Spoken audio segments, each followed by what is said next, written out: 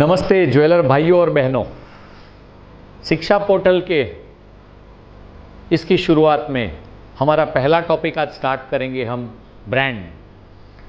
Brand क्या है? छोटा ज्वेलर हो, मिड साइज ज्वेलर हो, बड़ा ज्वेलर हो या कॉरपोरेट हो, ब्रांड सबके लिए सेम होता है। लेकिन ब्रांड है क्या, ये तो सीखेंगे। ब्रांड बेसिकली आपकी एक आइडेंटिटी, एक प्रॉमिस जो आप अपने कस्टमरों को देते हो। आपने कोई वचन दिया है अपने कस्टमरों को सालों से, नोइंगली या अननोइंगली, जानकर या जानबूझ के या अनजाने में, इस प्रॉमिस को आप कैसे निभाते हो वो ज़्यादा इंपॉर्टेंट है। सालों से पीढ़ी दर पीढ़ी आपके पास कस्टमर आपके बिजनेस में आता है, आपके ज्वेलरी शोरूम में आता है, विश्वास से आपके पास ज्वेलरी खरीदता है। उसका मतलब यह है आपका ब्रांड पोजीशनिंग जो है वो विश्वास है। अगर कस्टमर आपके पास प्योरिटी के लिए आता है तो आपका ब्रांड पोजीशनिंग प्योरिटी है।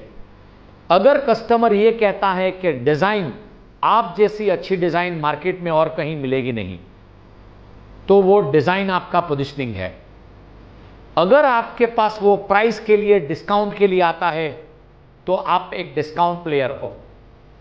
अगर आप कहते हो कि मेरे पास डिज़ाइनर पीसीस ही मिलते हैं, सिलेक्टेड डिज़ाइनर पीसीस, और आप एक बुटीक रन कर रहे हो, तो आपका पोजीशनिंग डिज़ाइनर पीसीस है।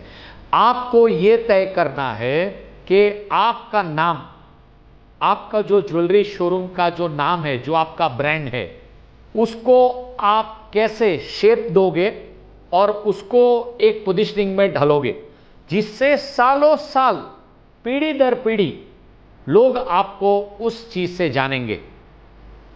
अगर आप सिंपल एग्जांपल लीजिए तो मारुति जो गाड़ी है, middle class, lower class people उसको लेते हैं क्योंकि उसमें एवरेज मिलता है और कम मेंटेनेंस में होता है। सेम वे अगर आप मर्सिडीज को लोगे तो मर्सिडीज एक लग्जरी गाड़ी है, लेकिन वो एवरेज नहीं देती है, वो क्लास है। आपको ये तय करना है कि आपका बिजनेस ज्वेलरी शोरूम में आपका ब्रांड पोजीशनिंग क्या है। बिकॉज जब तक आप अपना ब्रांड पोजीशनिंग फिक्स नहीं करते हो, आप उसको क्लियर नहीं करते हो, यहां से आगे की आपकी जितनी भी एडवर्टाइजमेंट की जर्नी है, जिसमें आप जितना पैसा खर्चा करोगे वो सब वेस्ट होगा। आपके पहचान, आपकी जो पहचान की शुरुआत ही ब्रांड पोजीशनिंग है। आप किसी को अपना कार्ड या अपना नाम बोलते हो तो वो बंदा आपको उस नाम से जो पहचान बनती है वो ब्रांड पोजीशनिंग होती है। ब्रांड पोजीशनिंग में एक चीज ध्यान रखना बहुत जरूरी है। आपने कस्टमरों को जो वचन दिया, प्योरिटी हो, प्राइस हो, डिस्काउंट हो, क्वालिटी हो, सर्विस हो, डिजाइनर हो, अगर आपने वचन तोड़ा तो कस्टमर फिर आपके ऊपर कभी विश्वास नहीं करेगा।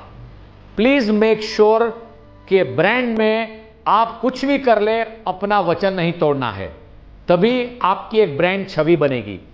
सालों से, कई सालों से कुछ ऐसे ब्रांड मार्केट में हैं जिनकी छवि, जिनकी इमेज आज एक बहुत बड़ी इमेज है, बिकॉज उन्होंने सालों से अपना ब्रांड मार्केट में कमिटमेंट के हिसाब से कंटिन्यूएशन है।